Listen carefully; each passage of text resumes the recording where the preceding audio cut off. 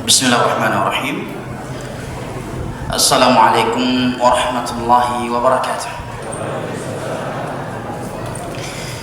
Innal hamdalillah nahmaduhu wa nasta'inuhu wa nastaghfiruh wa na'udzu billahi min shururi anfusina wa min sayyiati a'malina.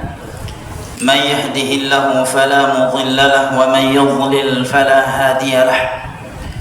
وأشهد أن لا إله إلا الله وحده لا شريك له وأشهد أن محمدا عبده ورسوله صلى الله عليه وعلى آله وصحبه وسلم تسليما كثيرا.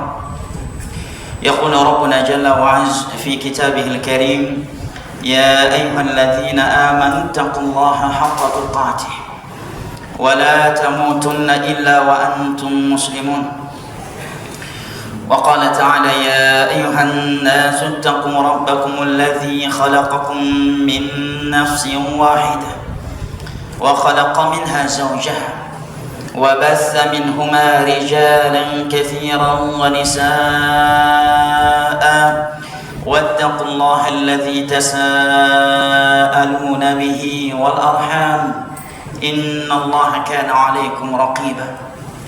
وقال جل وعز: يا أيها الذين آمنوا اتقوا الله وقولوا قولا سديدا يصلح لكم أعمالكم ويغفر لكم ذنوبكم ومن يطع الله ورسوله فقد فاز فوزا عظيما. أما بعد، فإن أصدق الحديث كلام الله وخير الهدي هدي محمد صلى الله عليه وسلم وشر الأمور محدثاتها فإن كل محدثة بدعة وكل بدعة ضلالة وكل ضلالة في النار. أعاذني الله وإياكم من النار.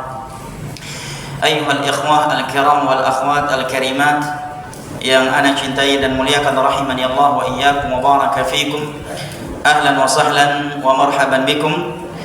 Kita bersyukur kepada Allah Jalla wa Ala yang telah mempertemukan dan mengumpulkan kita kembali di dalam salah satu dari rumahnya yang mulia ini dalam rangka talabul ilm, atafaqquh fid din, dan atawasi bil haqq wa tawasi bis sabr di antara kita.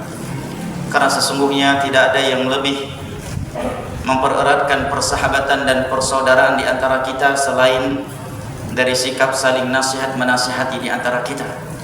Mudah-mudahan Allah Jalla wa'ala menjadikan kita semua dari golongan-golongan yang Ia firmankan di dalam sebuah hadis qudsi yang diriwayatkan oleh Al-Imam Tirmidzi dengan sanad yang dihasankan oleh Syekh Al-Albani dari Mu'adz bin Jabal radhiyallahu anhu, bahwasanya Allah Jalla wa'ala berfirman: wajabat mahabbati lil mutahabbina fiyya wal mutajalisina fiyya wal mutazawirina fiyya wal mutabadzilina fiyya. Sungguh telah wajib cintaku untuk mereka yang saling cinta mencintai sesama mereka karenaku. Mereka duduk-duduk berkumpul sesama mereka karenaku.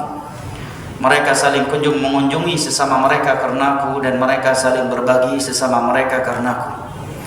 Mudah-mudahan Allah Jalla wa'ala menggolongkan kita ke dalam golongan-golongan yang disabdakan oleh Nabi sallallahu alaihi wasallam di dalam hadis riwayat Al-Imam Al-Bukhari dan Muslim dari Abu Hurairah radhiyallahu anhu, di mana beliau bersabda: sab'atun yudhilluhumullahu yawma la dhilla illa dhilluh. Ada 7 golongan yang kelak akan dinaungi oleh Allah Jalla wa Ala di bawah naungannya pada hari yang tiada naungan kecuali hanya naungannya. Di antara mereka adalah rajulani tahabba fillah ijtama'a alaihi waftaraqa alaihi. Adalah mereka yang saling cinta mencintai sesama mereka karena Allah. Mereka berkumpul karena Allah dan mereka berpisah karenanya. Dan beliau juga menyebutkan warajulun qalbuhu mu'allaqun bil masajid, dan seorang laki-laki yang hatinya selalu terikat dengan masjid. Dan hadirkan di dalam hati kita, ikhwani al-karam wa akhwati al-karimat, rahimani Allah wa iyyakum wa baraka fikum, bahwasanya ketika kita sedang berkumpul dan bertemu dengan saudara-saudara kita di dalam masjid, Sesungguhnya kita sedang bertemu dan berkumpul di dalam tempat yang paling dicintai oleh Allah di atas permukaan bumi. Karena di dalam hadis riwayat Imam Muslim dari Abu Hurairah radhiyallahu anhu, Rasulullah sallallahu alaihi wasallam bersabda, "Inna ahabbal biladi ila Allah masajiduha." Sesungguhnya tempat yang paling Allah cintai di atas permukaan buminya adalah masjid. Bertemu dan berkumpul dengan kawan di lapangan futsal, ketika trekking, di mall, ya, di coffee shop ataukah tempat-tempat yang lainnya, itu udah biasa. Ya.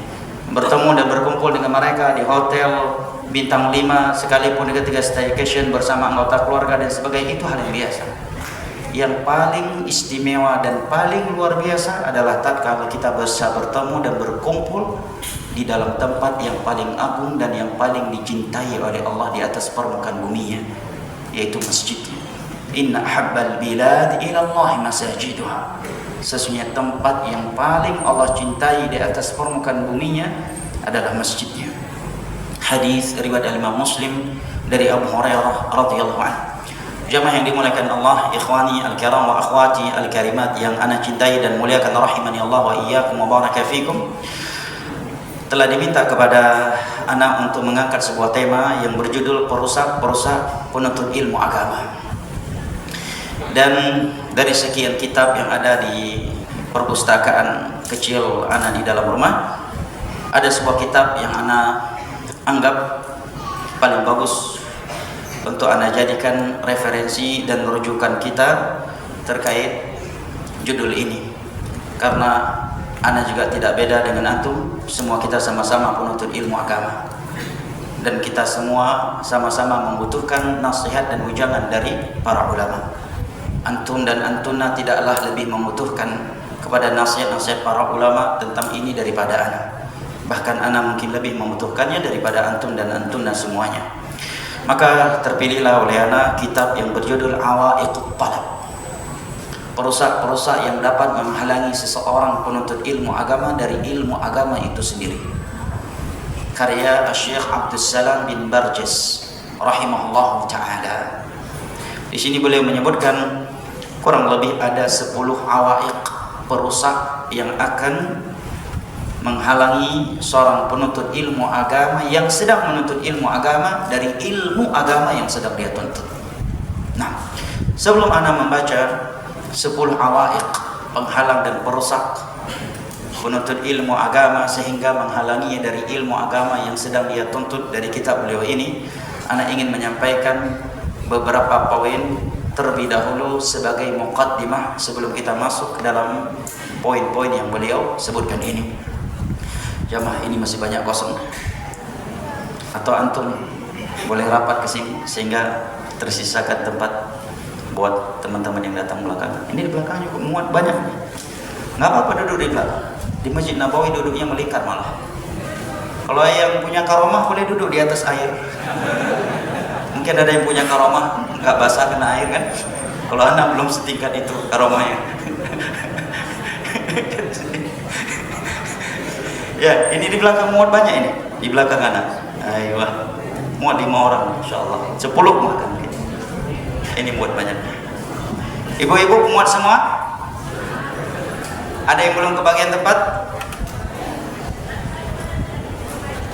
Kenapa? Baik, coba merapat. Caranya anda melihat metode Ustaz Syafiq bagus tuh. Coba jamaah berdiri dulu sebentar. Boleh? Nah, dalam Al-Quran Allah mengatakan wa idza qila syuzu fanshuzu. Jika dikatakan kepada kalian di dalam majelis ilmu agama berdirilah, maka berdirilah. Oke, ibu-ibu, bapak-bapak berdiri dulu sebentar. Ibu-ibu, minta tolong Bu, diri sebentar. Oke, maju selangkah setiap jamaah. Oke, silahkan duduk lagi Bu. Barakallahu fikum. Insyaallah kebagian ya semuanya ya. Barakallahu fikum. Semoga Allah Jalla wa Ala mempertemu dan mengumpulkan kita kembali di dalam surganya sebagaimana Allah telah mempertemu dan mengumpulkan kita di dalam majelis ilmu agama yang seperti ini. Baik, di sana masih banyak kosong ya. Di dalam sebuah syair, seorang penyair para ulama mengatakan rahbul falati mal a'da'i dhayiqatun wa samul khiyati ma'al ahbabi midan. Ini untuk menghibur antum yang sedang berdesak-desak di dalam kajian.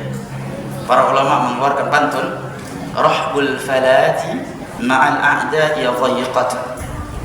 Padang tandus, padang pasir yang begitu luas akan terasa sempit tatkala kita berada di tengah-tengah orang yang memusuhi dan tidak mencintai kita.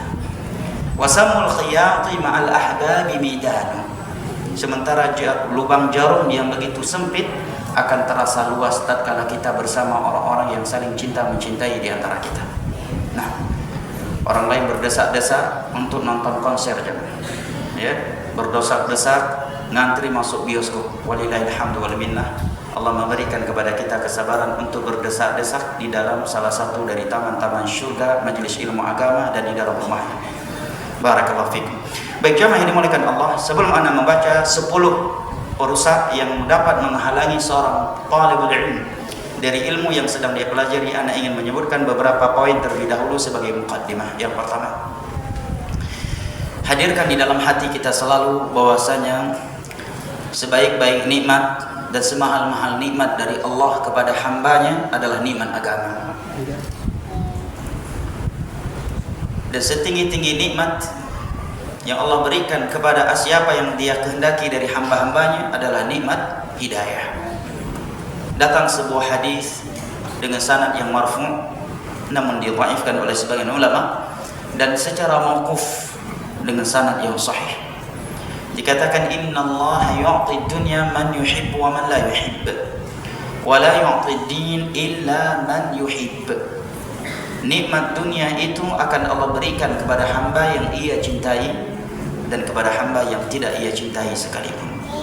Oleh karena kita melihat sebagaimana yang muslim ada yang kaya dan miskin, yang kafir juga ada yang kaya dan miskin. Udah kafir syarul bariyah, miskin lagi hidup.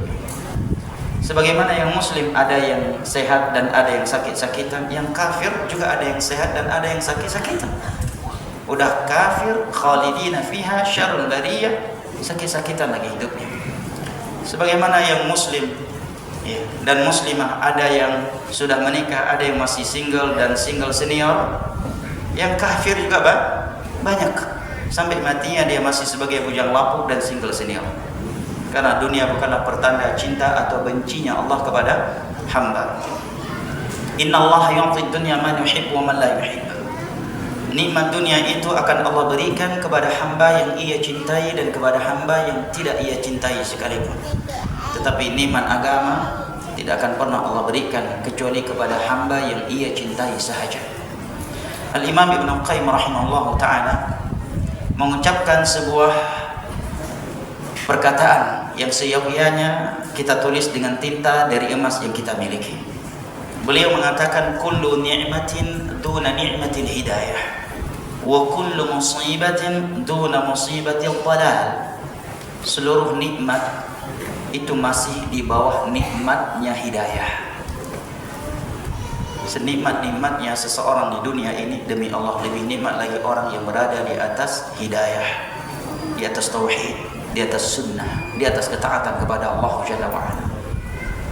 Wa kullu musibah duna musibatil dhalal.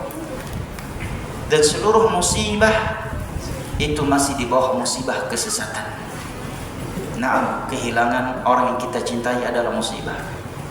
Kehilangan sebagian harta yang kita miliki adalah musibah. Tidak ada yang mengatakan itu bukan musibah. Terjadi perceraian di dalam rumah tangga, musibah. Nah, tidak ada yang mengingkari itu sebagai musibah. Tetapi musibah yang paling besar adalah tatkala seseorang berada di dalam kesesatan, berada di dalam kesyirikan, bukan di dalam tauhid, beribadah dengan bid'ah, bukan dengan sunnah Nabi SAW, menjauh dari Allah dengan maksiat-maksiat dan tidak mendekat kepadanya dengan ketaatan kepadanya. Kullu ni'matin duna ni'matil hidayah. Seluruh nikmat itu berada di bawah nikmat hidayah. Wa kullu musibah duna musibatil dhalal. Dan seluruh musibah di bawah musibah kesesatan. Beliau juga mengatakan kullu musibatin hayyinatun illa musibatun fid din. Seluruh musibah itu ringan. Kehilangan sebagian harta, kehilangan sebagian orang kita cintai, kehilangan jabatan, kehilangan karir dan sebagainya. itu ringan semuanya. Kehilangan suami, kehilangan istri, kehilangan anak, memang itu musibah, tetapi semua itu ringan, kecuali musibah dalam urusan agama. Karena jamaah yang dimuliakan Allah, apabila kita kehilangan nikmat agama, jangankan yang wajibnya, yang sunnahnya saja sejatinya kita telah kehilangan sesuatu yang lebih mahal daripada dunia beserta isinya. Bukankah Nabi kita SAW bersabda, raka'atul fajri khairum minad dunya wa ma fiha. 2 rakaat qabliyah subuh itu lebih mahal daripada dunia beserta isinya. Apalagi jika yang hilang dari nikmat agama adalah sesuatu yang hukumnya wajib. Nah, ini poin yang pertama sebagai muqaddimah. Poin yang kedua, apabila kita telah mengetahui bahwasanya nikmat yang paling mahal adalah nikmat agama, maka ketahuilah nikmat agama yang paling mahal adalah nikmat Islam dan nikmat as-sunnah. Al-Imam Ibn Qayyim rahimahullah ta'ala setelah menegaskan demikian di dalam kitabnya Ijtima'ul Juyush al-Islamiyah, maka beliau menyebut sebuah ayat dari surat Yunus, yaitu firman Allah Jalla wa Ala, qul bi fadlillahi wa bi rahmatihi fabidzalika falyafrahu huwa khairum mimma yajma'un. Katakanlah, dengan fadlullah dan rahmatnya hendaknya mereka bergembira, bangga, karena yang demikian itu lebih mahal daripada dunia beserta isinya yang dikumpulkan oleh manusia. Kemudian Al-Imam Ibn Qayyim mengatakan, laqad darat aqwalus salaf anna fadlallahi wa rahmatahu hiya ni'matul islami was sunnah. Telah ternukil ucapan ulama salaf secara masyhur bahwasanya yang dimaksud dengan fadlullah dan rahmatnya di dalam ayat ini adalah nikmat Islam dan nikmat as-sunnah. Coba antum hadirkan di dalam hati antum, jamaah sekalian.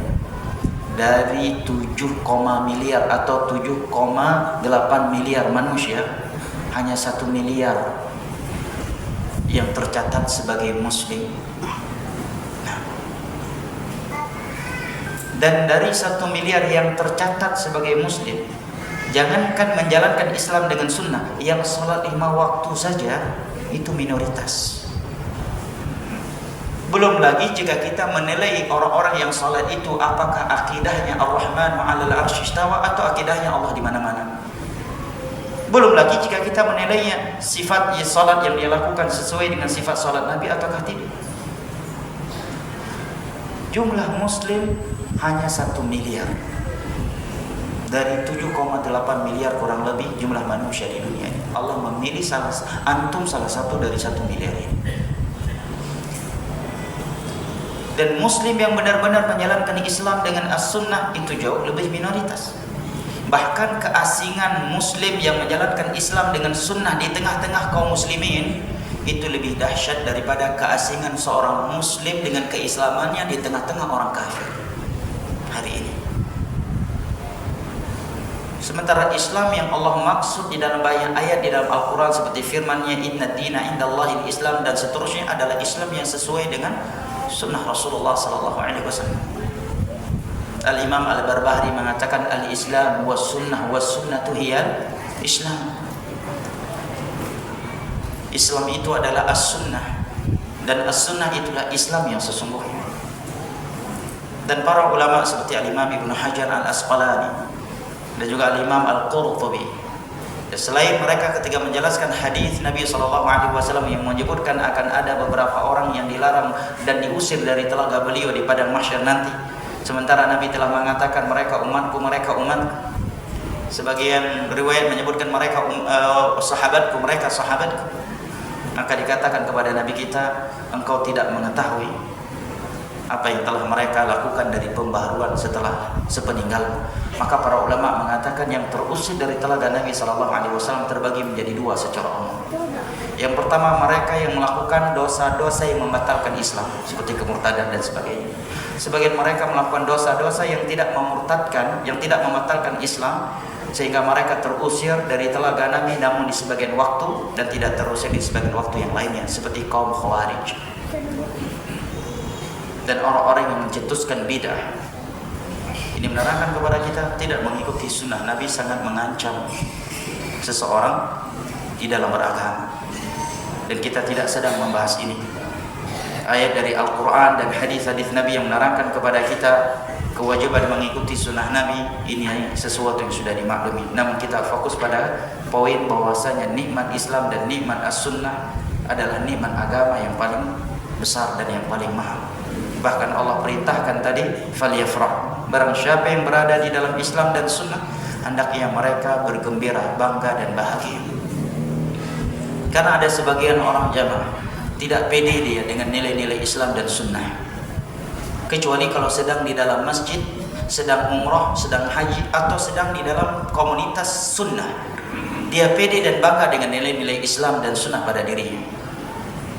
Tetapi begitu dia keluar dari masjid, keluar dari komunitas kajian Islam dan sunnah, dia mulai tidak pede dengan nilai-nilai Islam dan sunnah.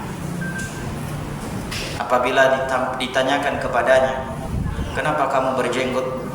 Jika pertanyaan itu diutarakan kepadanya dan dia sedang di dalam masjid, sedang umrah, sedang haji, sedang komunitas sunnah, dengan penuh keberanian dan kebanggaan dia mengatakan, ini perintah Rasulullah, ini sunnah Rasulullah. Tetapi tatkala pertanyaan yang sama diutarakan kepadanya dan dia sedang di kantornya, sedang di tempat kerjanya, atau di tengah-tengah lingkungan umum yang mereka juga muslim, dia tidak berani lagi membawa nama sunnah Nabi. Dia akan mengatakan, wahai saudaraku, medis dunia sudah mengatakan lelaki yang berjenggot akan lebih sehat daripada laki-laki yang tidak berjenggot. Dia tidak berani lagi membawa nama sunnah. Ketika ditanyakan kepadanya, kenapa celananya di atas mata kaki? Jika pertanyaan tersebut disampaikan kepadanya, dia sedang umroh, sedang di dalam masjid, sedang di dalam kajian sunnah, maka dengan penuh keberanian dan kebanggaan dia mengatakan, Nabi bersabda, ma asfala minal ka'baini fa finnar, dan berbagai hadis tentang isbal akan dia sampaikan. Tetapi tatkala pertanyaan yang sama diutarakan kepadanya dan dia sedang di kantornya, sedang di tempat kerjanya, di tengah-tengah kawan-kawan gowesnya, dia tidak lagi berani membawa nama sunnah. Dia akan membawa alasan-alasan duniawi. Wahai saudaraku, bro, sekarang artis K-pop aja celananya udah di atas mata kaki. Telat banget sih ente. Tidak berani lagi dia membawa nama sunnah.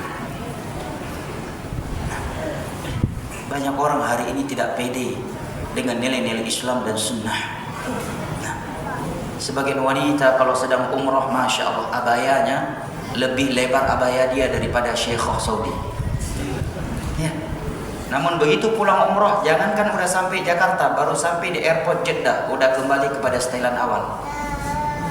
Apalagi udah sampai ke Jakarta.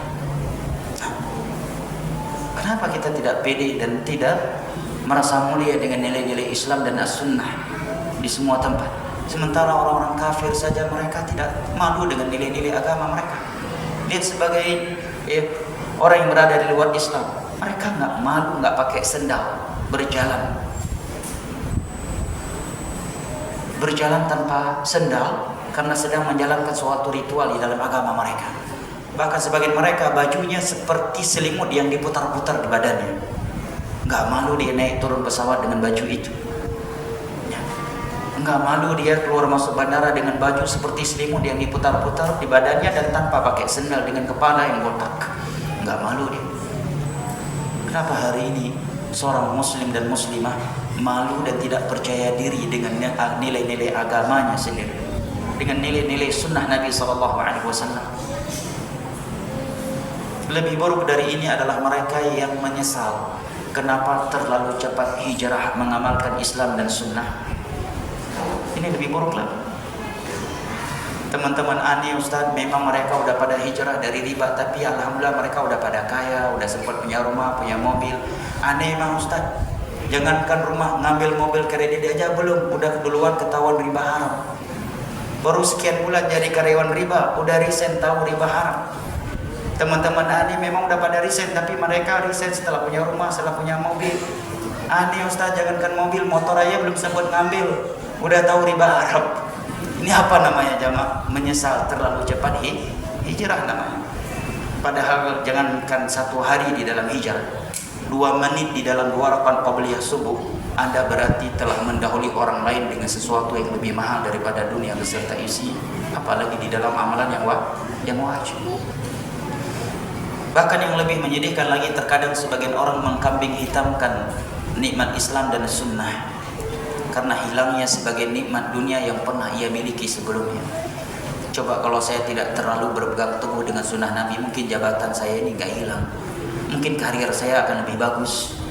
Ini namanya mengkambing hitamkan nikmat Islam dan as-sunnah atas hilangnya sebagai nikmat dunia yang semu lagi menipu yang pernah ia miliki sebelumnya.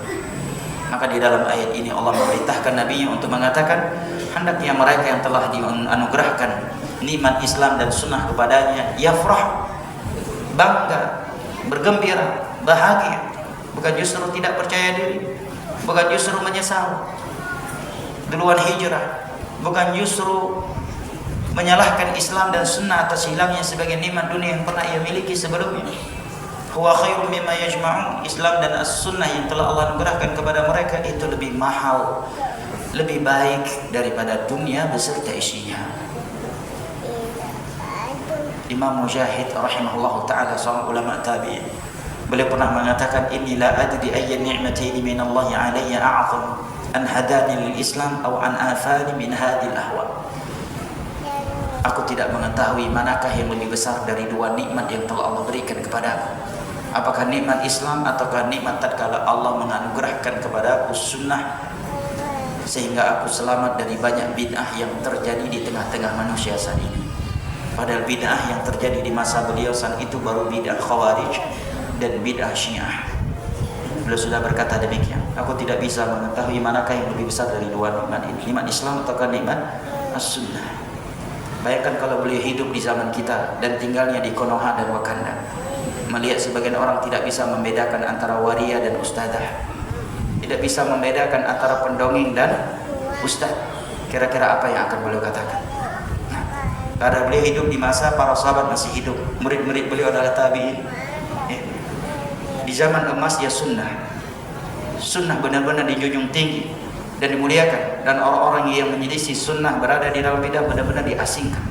Tetapi beliau sudah berkata demikian, aku tidak mengetahui manakah yang lebih besar dari dua nikmat yang telah Allah berikan kepada aku. Apakah nikmat Islam ataukah nikmat tatkala Allah menyelamatkan aku dari banyak bid'ah. Dan seseorang hanya selamat dari bid'ah tatkala dia berpegang teguh dengan sunnah Rasulullah SAW. Muqaddimah yang ketiga, jamaah yang dimuliakan Allah, apabila kita telah mengetahui dua poin yang barusan kita sebut, maka ketahuilah, setelah nikmat Islam dan nikmat as-sunnah tidak ada nikmat yang lebih besar, yang lebih penting dan lebih kita butuhkan untuk keberhasilan dan kesuksesan kita di dunia dan akhirat daripada nikmat ilmu agama, belajar dan mengajarkannya. Dalil-dalil dari Al-Quran dan As-Sunnah yang menerangkan kepada kita keutamaan majlis ilmu agama adalah sesuatu yang sudah jamaah maklumi semua dan sudah tidak asing lagi di sisi kita semua, dan kita bukan sedang di bahasan keutamaan ilmu. Ini 3 muqaddimah ingin ana sampaikan dan ana berharap benar-benar tertancap di dalam hati kita. Maka setelah itu kita akan membaca 10 awaiq talab, perusak yang dapat menghalangi seorang talibul ilm dari ilmu yang sedang dia tuntut. Saya bacakan secara global terlebih dahulu. Yang pertama adalah talabul ilm li ghairi wajhillah, menuntut ilmu agama bukan karena Allah. Yang kedua, kita sebutkan secara global terlebih dahulu, tarkul amal, dia tidak mengamalkan ilmu yang dia pelajari. Yang ketiga, al-i'timadu 'ala al-kutubi dunal ulama, terlalu pede dengan dirinya, akhirnya dia otodidak belajarnya, merasa dirinya udah bisa nahwu, udah bisa sharaf, akhirnya dia hanya bersandar kepada kitab-kitab para ulama tanpa mempelajarinya kepada guru dari kalangan para ulama. Apalagi modalnya kitab terjemahan lagi. Yang kitab Arab aja bisa bermasalah, berpotensi dia sesat, berpotensi salah baca. Dia udah bisa nahwu, udah bisa sharh, punya ilmu balaghah, punya ilmu hadis, tapi bisa berpotensi salah di dalam memahami bab-bab ilmu, baik dalam bab akidah maupun dalam bab fikih. Apalagi modalnya buku terjemahan. Dan buku terjemahan yang dia baca pun belum tentu penulisnya benar, atau penulisnya benar tapi belum tentu telah diberikan muqaddimah yang pernah dimurajahi oleh seorang syekh atau oleh seorang berilmu yang tidak diragukan ilmunya. Ini lebih berpotensi lagi dia untuk keliru dalam memahami ilmu. Yang keempat, akhdul ilm anil asaghir. Dia hanya menimba ilmu dari al-asaghir. Apa itu asaghir?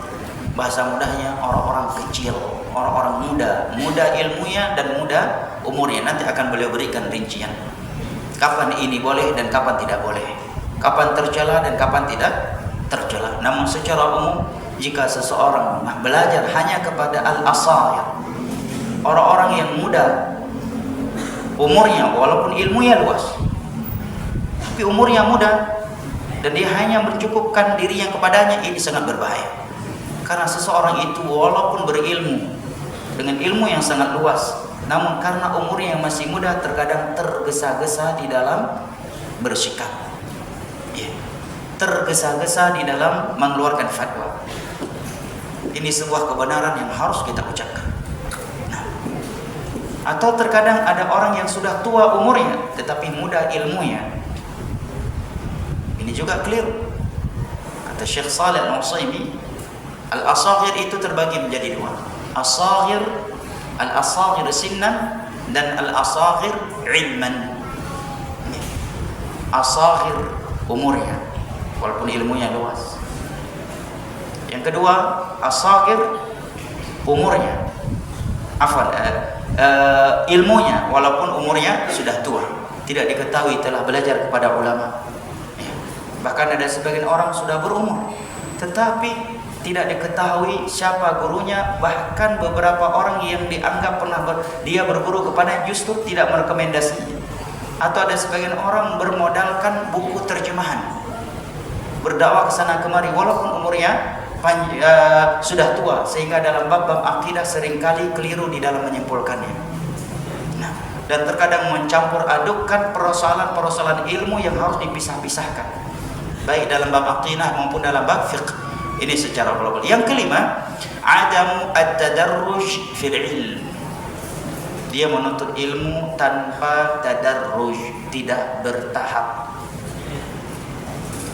Dan banyak efek buruknya orang belajar tanpa bertahap, karena ilmu ini seperti anak tangga. Dan dia akan beliau terangkan lebih detail dari ini. Yang keenam adalah al-ghurur wal-'ujub wal-kibr.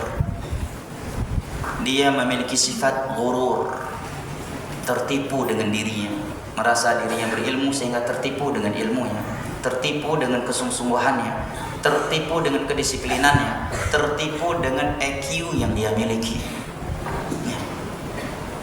sehingga merasa tidak butuh untuk bertanya kepada ulama. Terkadang dalam bab-bab besar berkaitan dengan darah kaum muslimin, keamanan suatu negara, masalah kontemporer, ulama di masanya masih banyak yang masih hidup, tetapi sebagian orang karena ghurur dengan ilmu dan titelnya, dia berani mengeluarkan fatwa yang hasil dari ijtihadnya, padahal tinggal tanyakan ke ulama, mereka jawab dan sampaikan kepada umat. Itu lebih menyelamatkan umat di dalam beragama.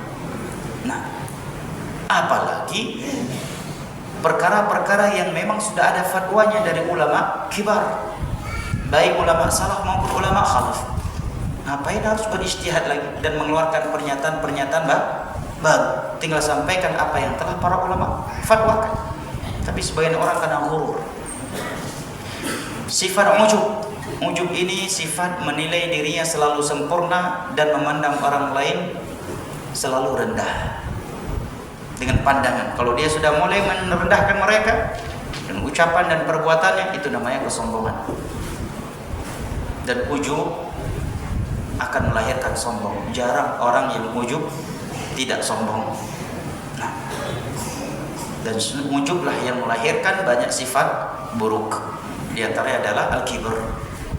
Maka kata beliau sebutkan 3 sifat ini dalam satu kali sebutan. Ghurur, tertipu dengan dirinya. Yang kedua ujub, Karena rata-rata orang yang menganggap dirinya cerdas, IQ saya tinggi, saya disiplin, titel saya lebih tinggi, dia akan ujub. Orang yang sudah ujub akan terjebak sombong, kiber. Apa itu sombong? Nabi sendiri yang telah mendefinisikannya dengan definisi yang sangat-sangat sempurna, dan kita tidak butuh lagi kepada definisi orang lain tentang definisi sombong. Nabi mengatakan al-kibru batarul haq wa ghamtun nas. Kiber itu adalah menolak kebenaran dan merendahkan manusia. Apalagi dia sudah punya sifat sebelumnya apa? Ghurur, tertipu dengan kecerdasannya, EQ-nya, titelnya, senioritasnya. Akhirnya dia memiliki sifat ujub, memandang dirinya yang paling sempurna, orang lain semua di bawah dia. Tidak ada yang lebih berilmu darinya, tidak ada yang setara dengannya. Akhirnya dia terjerumus ke dalam sifat kiber. Sampaikan kebenaran kepada, siapa kamu? Cuma jurusan teknik, masa mengkritik saya? Siapa kamu? Anak baru kemarin sholat. Walaupun ini disampaikan kepada hadis Nabi, ijma' para salaf, ijma' 4 imam mazhab. Batarul haq wa ghamtun nas, menolak kebenaran yang datang dari Al-Quran dan hadis. Walaupun bahasanya santun, kalau ngisi kajian lembut banget, sering menangis, kalau sudah menolak kebenaran, dia adalah orang yang kiber. Maka Syekh Muhammad bin Shalih Al-Utsaimin ketika menjelaskan definisi tawadhu di dalam syarah beliau terhadap kitab Riqaq dari Sahih Al-Bukhari, beliau mengatakan tawadhu itu terbagi menjadi 2. Yang pertama at-tawadhu lil haqq, tawadhu kepada kebenaran. Dia menerima kebenaran meskipun yang menyampaikan kebenaran itu kepadanya adalah musuhnya, orang kafir sekalipun. Kalau kebenaran yang disampaikan kita harus terima. Ingat, terkait menerima kebenaran, bukan terkait mencari dan mempelajari kebenaran. Karena kebenaran itu di dalam hadis yang sanadnya didhaifkan oleh para ulama, hadis riwayat Imam Ibnu Majah, namun sanadnya dhaif dan maknanya sahih.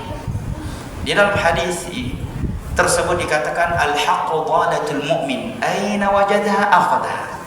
Kebenaran itu adalah barang hilangnya seorang mukmin. Mestinya dimanapun dia mendapatinya, dia mengambilnya.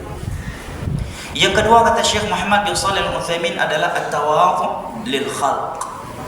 Tawadhu, rendah hati kepada makhluk dengan tidak merendahkan mereka, memuliakan mereka, berlemah lembut dengan mereka, bersikap mudah dengan mereka. Sebagian orang tawadhu lil khalq, kalau kita jumpa dengan dia, masya Allah lemah lembutnya, ramah tamahnya. Kalau dia bicara, subhanallah, nasi yang sudah basi bisa berasap kembali. Sopan, santun, murah senyum. Mungkin ibu-ibu bisa kelepek-kelepek kalau dengarnya. Tetapi begitu sampaikan, ini loh ayatnya, ini loh hadis Nabi mengatakan musik haram, ini loh ijma' para salaf, ijma' tabi'in, ijma' tabi'un tabi'in, ijma' 4 imam mazhab. Ini loh ayat yang mengatakan Ar-Rahmanu 'alal 'arsy istawa. Ini loh hadis Nabi tentang istiwanya Allah di atas 'arsy. Ini loh hadis Nabi riwayat Imam Bukhari, Imam Muslim, Tirmidzi, Sunan Abi Dawud, Sunan Ibnu Majah, Kitab Al-Adhkar Imam Nawawi yang menjelaskan konteks-konteks zikir setelah salat 5 waktu yang sesuai dengan sunnah Nabi. Dengan mudahnya sebagian orang menolaknya. Maka selemah lembut apapun dia tetap dikatakan bukan orang yang tawadhu, dia orang yang sombong. Oleh karena ketawadhuan itu bukan dengan volume ketika seorang berceramah. Yang paling lembut suaranya ketika ceramah berarti dia paling tawadhu. Sebagaimana bukan orang yang paling lantang di dalam khutbah Jumat berarti dia ustadz yang paling berani. Enggak juga. Betapa banyak orang lantang berceramah, berkhutbah Jumat, tetapi tidak berani menegaskan ini haram, ini halal sebagaimana yang Allah dan Rasulnya sampaikan. Dia hanya berani lantang dalam hal-hal yang dia lihat mayoritas masyarakat menerimanya. Begitu hal-hal yang dia tahu masyarakat nggak bakal menerimanya, dia pun tidak berani berbicara tentangnya, seperti syirik dan bid'ah. Maka beliau mengatakan penghalang ilmu yang keenam adalah ini, al-ghurur wal-ujub wal-kibr. Ghurur, tertipu dengan dirinya sendiri, dengan ilmunya, dengan kedisiplinannya, dengan EQ-nya. Makanya rata-rata orang itu binasa karena kalimat apa? Aku, saya, ya kan? Iblis binasa gara-gara kalimat yang satu ini, aku, ana khairum min. Ya Allah, aku lebih baik daripada Adam. Qarun mengatakan innama utituhu ala ilmin indi. Aku mendapatkan harta ini karena aku punya ilmu yang luas tentang bisnis. Jangan biasakan kalimat aku, jangan. Biasakan la haula wala quwwata illa billah. Biasakan ucapan alhamdulillahilladzi bi ni'matihi tatimmus shalihat. Nah, sebagian orang kan begitu, ini karena aku kan. Ujub, memandang dirinya selalu sempurna dan orang lain di bawahnya. Yang ketiga di dalam yang keenam ini adalah al-kibr, sombong, menolak kebenaran dan merendahkan orang lain. Al-kibru batarul haqq wa ghamtun nas. Ucap Nabi kita sallallahu alaihi wasallam dalam hadis riwayat Imam Bukhari. Sombong itu adalah menolak kebenaran, dan kebenaran adalah apa yang Allah dan Rasulnya sampaikan. Wa ghamtun nas, dan merendahkan manusia. Walaupun ketika dia merendahkan manusia, dia sebutkan di sela-selanya Masya Allah, Alhamdulillah, kandungannya merendahkan orang lain. Nah, bahkan sebagian ulama menyebutkan iyyaka wal ghibatal qurra. Hati-hati kamu dari ghibahnya sebagian para ulama orang berilmu qurra. Ghibahnya bukan dengan menyebutkan kejelekan orang lain, tetapi terkadang dengan konteks doa. Allah yuslihu, Allah yahdi. Seakan dia mendoakan, padahal tujuan dia untuk merendahkan orang lain. Orang itu sangat hina, sangat rendah, sehingga butuh dia lakukan, dia ucapkan Allah yahdi, Allah yuslihu. Bukan berarti setiap orang yang berkata demikian berarti dia senang ujub, ya.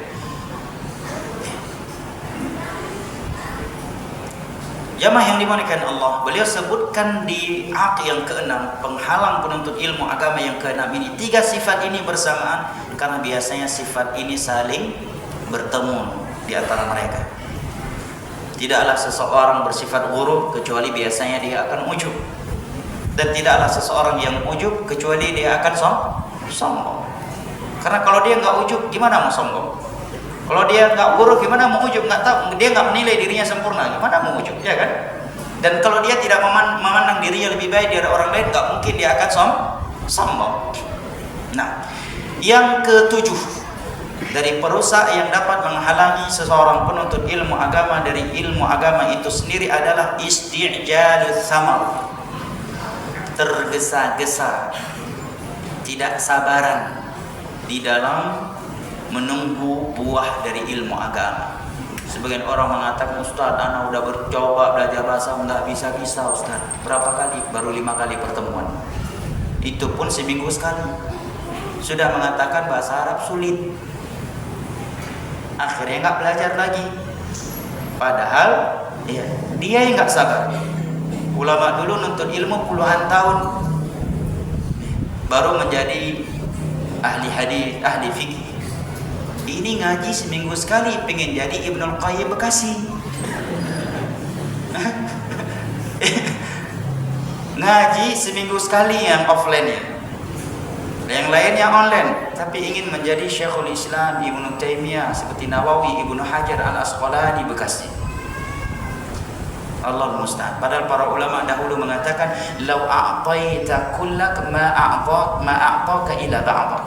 Andai kata kita memberikan keseluruhan kita, keseluruhan umur, keseluruhan harta, keseluruhan fisik untuk ilmu, maka ilmu hanya memberikan setengahnya untuk kita. Apalagi yang kita berikan bukan keseluruhan kita. Butuh sabar jamaah, apalagi mempelajari ilmu alat. Nah, yang kedelapan dari perusak penuntut ilmu agama sehingga menghalangi mereka dari ilmu agama adalah dunu al-himmah, rendahnya cita-cita mereka. Ya, karena ada sebagian orang kalau diajak nuntut ilmu agama, ana di level awam aja deh. Ana udah tua, yang kayak anak ini udah ada bisa ngaji seminggu sekali, sebulan sekali, udah alhamdulillah. Ya. kayaknya orang seperti ana nggak mungkin dia bisa jadi ustadz dan ustadzah. Siapa yang nyuruh antum jadi ustadz dan ustadzah? Tapi Allah menyuruh kita semua untuk berilmu, mengamalkannya, mendakwahkannya, dan bersabar di atasnya. Sebagian orang cita-citanya rendah. Ana jadi ikhwan umum aja, nggak usah ikhwan banget. Ya. Jangan ya ikhwan. Nanti akan boleh sebutkan kenapa seorang muslim harus memiliki cita-cita tertinggi ya, dalam beragama dan khususnya di dalam menuntut ilmu agama. Ya. Masa sudah puluhan tahun hanya bisa mengikuti kajian yang berbahasa Indonesia, nggak pernah terbesit di hati. Ya, tahun depan saya udah mulai lebih sering kalau buka YouTube yang saya buka Syekh Fauzan, Syekh Abdul Razak, ya, atau kajian-kajian yang berbahasa Arab dari kajian-kajian ulama. Sesekali dengerin kajian yang berbahasa Indonesia. Mesti kan adalah sedikit cita-cita yang lebih tinggi. Yang ke-9 adalah at-taswifu wat-tamanni. Adalah kalimat nanti dan angan-angan. Sudah ada kesempatan untuk belajar, tetapi dia termakan dengan kalimat udahlah nanti aja. Nanti kalau saya sudah libur, nanti kalau saya sudah resign, nanti kalau saya sudah pensiun, ya. Nanti kalau saya sudah pindah ke lingkungan itu, ya. Nanti kalau saya sudah ini, nanti kalau saya sudah umur, nanti kalau saya sudah di Madinah, nanti kalau saya sudah di Mekah. Nanti kalau saya udah nikah, saya akan lebih serius belajar. Setelah nikah beda lagi. Ya. Alasannya watamani, dan terlalu berangan-angan belaka. Berangan-angan yang tidak melakukan ikhtiar, tanpa ikhtiar, tanpa kesungguhan. Yang ke-10, ini udah ke-10 ya? Betul ya? Baik. Ke-10 sebenarnya ya. Yang pertama tadi tidak ikhlas. Yang kedua tidak mengamalkan ilmunya. Yang ketiga otodidak. Ya, tidak belajar kepada guru, kepada para ulama. Yang keempat tadi hanya mengambil ilmu dari asal ya. Para junior, orang-orang muda umurnya maupun muda ilmunya. Yang kelima tadi tidak bertahap di dalam menuntut ilmu agama. Yang keenam punya sifat ghurur, ujub dan kibr. Yang ketujuh isti'jalu as-samar. Isti'jalu as-samar. Tidak sabaran. Tergesa-gesa ingin langsung memetik buahnya, padahal dia nanam aja belum, udah pingin petik buahnya. Nah, makanya sekarang sebagian orang ketika mengumumkan program belajar apalagi bahasa Arab, terkadang pengumumannya udah gak masuk akal jemaah. Anda bisa membaca Arab gundul hanya di dalam waktu 5 menit. 100% dusta itu guru. Anda berani katakan. Dia aja bisa baca Arab gundul setelah 15 tahun belajar itu. Terus ngajarin antum dari nol besar dan 5 menit bisa baca Arab gundul, dusta itu. Ini marketingnya, trik marketingnya udah kebangetan. Belajar Iqra aja, Iqra 1 aja 5 menit gak cukup waktunya. Ya kan? Baca 1 halaman Iqra aja udah hampir 5 menit. Itu cuma baca. Apalagi Iqra 1, Iqra 2, Iqra 3, Iqra. Apalagi belajar bahasa Arab. Ada istilah isim, fi'il, ya kan? Huruf, nanti ada istilah mubtada, khabar, mudhaf ilaih, man'ut, na'at, ya, dan sebagainya. Baru mubtada khabar aja terkadang udah naik asam lambung. Butuh waktu sekian pertemuan. Ini ada program 5 menit. Di dalam 5 menit Anda akan bisa membaca Arab gundul meskipun dari nol. Ini namanya tukang iklan, konten kreator, bukan ustaz. Gimana belajar bahasa Arab 5 menit? Dia sendiri yang sebagai pengajarnya bisa bahasa Arab dalam 20 tahun waktu belajar. Nah, makanya tidak ada solusi, tidak ada petunjuk yang lebih baik daripada petunjuk para salaf di dalam menuntut ilmu agama. Nanti akan beliau terangkan bagaimana para ulama salaf menuntut ilmu agama. Yang ke-9, yang keberapa? Yang ke-8, dunum al-himah. Rendahnya cita-cita dia. Orangnya enggak semangat, orangnya pesimis, ya. Orangnya pesimis. Terkadang mengatakan udahlah orang kayak aneh ini enggak mungkin dia bisa bahasa Arab. bisa ngaji seminggu sekali aja udah luar biasa. Yang ke-9, at-taswif.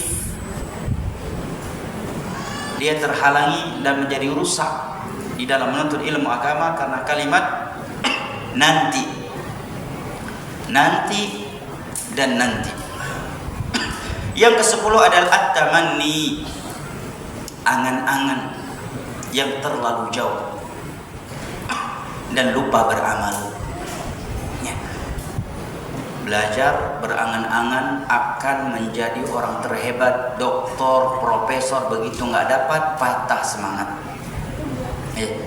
Berangan-angan punya murid sekian banyak, giliran pulang ke Indonesia muridnya cuma mau belajar Iqra, patah semangat. Angan-angan dengan cita-cita, mungkin dalam bahasa Indonesia berbeda ya, tapi dalam bahasa Arab perbedaan antara roja dan at-tamanni. Kalau roja seorang optimis dalam melakukan kebaikan itu terpuji, dan roja itu dibarengi ikhtiar. Sementara tamanni angan-angan terhadap hal-hal yang mustahil dia mendapatkannya. Bersama dengan itu dia meninggalkan ikhtiar. Ini 10 perusak penuntut ilmu agama yang dapat menghalangi mereka dari ilmu agama itu sendiri. Nah, baik, setelah kita mengetahui 10 perusak penuntut ilmu agama yang dapat menghalangi dari ilmu agama itu sendiri secara global, maka mari kita simak secara tafsir, secara detail. Yang pertama tadi telah kita sebutkan adalah tidak adanya keikhlasan di dalam menuntut ilmu agama. Ini penting, ini penting. Ayat dari Al-Quran dan As-Sunnah yang menerangkan kepada kita kewajiban ikhlas di dalam beribadah adalah sesuatu yang sudah kita maklumi bersama. Dan menuntut ilmu agama adalah semulia-mulia ibadah. Bukankah Allah berfirman, "Wa ma umiru illa liya'budullaha mukhlishina lahud-din." Fa'budillaha mukhlishan lahud-din. Di dalam hadis riwayat Imam Muslim dari Abu Hurairah radhiyallahu an, Nabi bersabda, "Innallaha la yaqbalu minal 'amali illa ma kana khalisan liwajhihi." Allah tidak akan menerima suatu amalan kecuali yang ikhlas karenanya. Abdullah bin Mas'ud radhiyallahu anhu berkata, dinukilkan oleh penulis di sini. Beliau mengatakan, "Law anna ahlal ilm sanu al-ilm wa wada'uhu 'inda ahlihi lasadu bihi ahla zamanihim, walakinnahum badaluhu li ahli ad-dunya liyanalu bihi min dunyahum fahanu 'alaihim." Andai kata orang-orang yang berilmu itu menjaga ilmunya dan memberikan ilmunya kepada ahlinya, kepada orang yang pantas untuk menerimanya. Para ulama menyebutkan di dalam beberapa durus, Syekh Saleh As-Sindi hafizallahu ta'ala, beliau menyebutkan memberi atau menyampaikan ilmu itu menjadi wajib apabila orang yang ingin mempelajarinya memiliki 3 sifat. Maka bagi yang berilmu wajib menyampaikan ilmunya kepada orang tersebut. Sifat yang pertama adalah dia talibul ilm, pencari ilmu. Dia memang datang untuk mencari ilmu agama, bukan kepada orang yang tidak mencari ilmu agama. Bersikap seakan dia tidak butuh kepada ilmu. Justru dia bersikap dengan sikap yang mengesankan bahwa ustadz dan syekhlah yang butuh kepada dia untuk menyampaikan ilmunya kepadanya, karena jabatannya, kekayaannya, dan sebagainya. Makanya Abu Sa'id Al-Khudri radhiyallahu anhu kalau datang anak muda menuntut ilmu, apa kata beliau? Ahlan atau marhaban bi wasiyati Rasulillah sallallahu alaihi wasallam. Selamat datang wahai orang-orang yang diwasiatkan kepada kami oleh Rasulullah sallallahu alaihi wasallam. Beliau menamakan para pemuda yang datang ke majelis ilmu agama sebagai wasiatnya Rasulullah sallallahu alaihi wasallam. Yang kedua adalah mustarsyidan wa mustahdi. Orang itu menuntut ilmu agama untuk mengamalkannya, untuk mencari petunjuk dengan ilmu agama itu. bukan sekedar mengumpulkan maklumat untuk bisa mendebati orang lain dan sebagainya.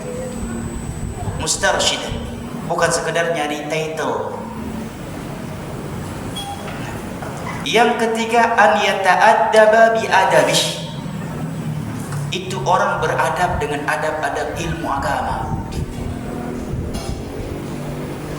Kenapa para ulama mengatakan lebih wajib dan lebih utama seseorang menyampaikan ilmu agama di dalam rumah Allah? Karena rata-rata orang yang duduk di majelis ilmu agama dan di dalam rumah Allah terkumpul pada mereka 3 sifat ini. Kalau tidak, nggak mungkin mereka berkumpul duduk seperti ini. Nah, kalau bukan karena mereka mencari, nggak mungkin mereka duduk di dalam rumah Allah. Kalau bukan ilmu yang diajar. Berbeda kalau di dalam gedung-gedung yang mewah, masih ada unsur-unsur lain. Kalau di dalam rumah Allah, tidak mungkin seorang datang duduk bersimpuh, ya, mematahkan sayap kesombongannya, bersentuhan bahunya dengan saudara-saudaranya yang di dalamnya ada yang kaya, ada yang miskin, ada pejabat, ada rakyat biasa. Ya. Tidak ada tempat VIP untuknya. Siapa yang duluan datang, dia yang paling di depan. Siapa yang duluan datang, dia yang paling duluan dapat tempat. Kecuali karena dia memiliki 3 sifat ini. Memang dia datang untuk cari ilmu. Yang kedua, memang dia ingin mengamalkan ilmu itu. Yang ketiga, dia beradab dengan adab ilmu. Apabila 3 sifat ini terkumpul pada sebagian orang, maka seorang yang berilmu wajib menyampaikan ilmunya kepada mereka. Nah, tapi kalau 3 sifat ini tidak ada pada seseorang, dia datang menyampaikan ilmu, dia hanya menghina dan merendahkan dirinya. Nah, sebagian orang yang berilmu diperbuat seperti seorang artis, seperti konten kreator yang sedang berada di atas suatu tempat, yang duduk seperti orang yang seduk di dalam diskotik di meja pula, ada sambil ngobrol, sambil ngopi, sambil ngeteh dengan kakinya yang terkadang bergerak bergoyang-goyang. Ya, nggak ada kewibawanya. Siapa Nabi Abdullah bin Mas'ud? Saya teruskan. Kata beliau, andai kata orang yang berilmu itu menjaga ilmu itu sendiri dan mereka menyampaikan ilmu kepada orang yang pantas menerimanya, la sadu bi ahla zamanihim, maka mereka akan menjadi tokoh-tokoh yang dimuliakan di masa mereka. Walakinnahum badzaluhu li ahli dunya, tetapi banyak orang yang berilmu hari ini hanya menyampaikan ilmunya kepada ahli dunia, orang-orang kaya dan para pejabat saja. Liyanalu bihi min dunyahum, untuk mendapatkan dunia yang ada di sisi mereka. Fahanu alaihim, sehingga mereka menjadi hina dan rendah di mata manusia. Ingat, ini ucapan Abdullah bin Mas'ud radhiyallahu anhu, riwayat al-Imam Ibnu Majah, dan juga datang dari Abdullah bin Umar radhiyallahu anhu. Afwan, ya, itu hadis yang berikut ini, ya, beliau sebutkan ini sebagai ucapan Abdullah bin Mas'ud, kemudian beliau tidak menyebutkan riwayat siapa. Bayangkan jamaah, Abdullah bin Mas'ud berkata demikian, padahal di depan beliau siapa saat itu jamaah? Ulama tabi'in. Yang nuntut ilmu di sisi beliau adalah ulama tabi'in. Bagaimana andai kata Imam Abdullah bin Mas'ud hidup di masa kita hari ini? Bayangkan jamaah, kalau beliau hidup di masa kita hari ini, tiket untuk belajar 2 juta, 2.500.000, 1 juta, 1.500.000. Maka sebagian ustaz sendiri yang sudah wafat rahimahullah ta'ala pernah berulang kali mengatakan, emangnya masjid-masjid udah pada nggak ada lagi ya? Memang ucapan seperti ini berat diterima, tetapi apabila keluar dari mulut seorang yang sudah putih rambutnya, sudah putih jenggotnya, sudah membungkuk, ini kalimat nggak mungkin keluar karena hasad. Ini kalimat apalagi dikeluarkan secara terbuka, melainkan beliau sudah melihat ini ucapan harus disampaikan secara terbuka, mungkin setelah proses nasihat secara langsung dan sebagainya. Dan ini ucapan umum dari Abdullah bin Mas'ud. Jangan antum gunakan untuk menyenter individu ustaz dengan ucapan beliau ini. Kalau individu manusia kita bersikap berbaik sangka. Masalah niat orang kembalikan kepada Allah. Selama ini disampaikan ilmu agama, yang mampu ikut silahkan. Enggak usah menanamkan kebencian di antara penuntut ilmu agama dan ribut-ribut ya dalam hal-hal yang bukan prinsipil. Ya. Toh dalam masalah kajian berbayar memang ada 3 pendapat di kalangan ulama. Secara salaf dan khalaf itu terjadi kesalahan pendapat. Namun nasihat beliau ini berlaku umum. Kita sampaikan secara umum. Kalau ada orang yang menyampaikan ilmu kok kesannya hanya untuk orang kaya, kita berbaik sangka aja. Berbaik sangka saja. Karena berburuk sangka kita nggak dapat pahala. Kata Hasan Al-Basri, berburuk sangka itu benarnya Anda tidak berpahala, salahnya Anda sudah berdosa. Masalah niat manusia itu antara dia dengan Allah. Masalah niat jangan coba-coba kita masuk ke dalamnya, jangan. Walaupun terkadang agak sulit menghusnudzon, tetap aja husnudzon. Karena kalaupun kita suudzon, benarnya kita nggak dapat pahala, salahnya kita sudah berdusta dan berdosa. Ya, kembalikan niat manusia itu kepada Allah. Ketika ingin menilainya, nilailah dengan ilmu. Apakah yang dilakukannya itu bertentangan dengan agama ini ataukah tidak? Apakah hal yang ada khilafiyah di antara ulama ataukah tidak?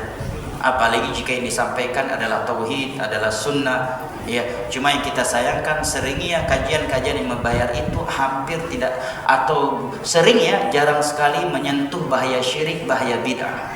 Padahal yang menghadirinya kebanyakan adalah orang-orang awam, dan orang awam lebih membutuhkan bab prinsip, bab bahaya syirik dan bidah daripada bab-bab fikih, bab-bab rumah tangga. Berbeda orang yang sudah belajar tauhid dan sunnah, mereka lebih membutuhkan bab-bab yang berkaitan dengan akhlak, dengan raqaiq, tazkiyatun nufus. Kata Syekh Al-Albani, ajarkan orang awam tauhid dan sunnah, ajarkan salafiyin bab akhlak dan muamalah.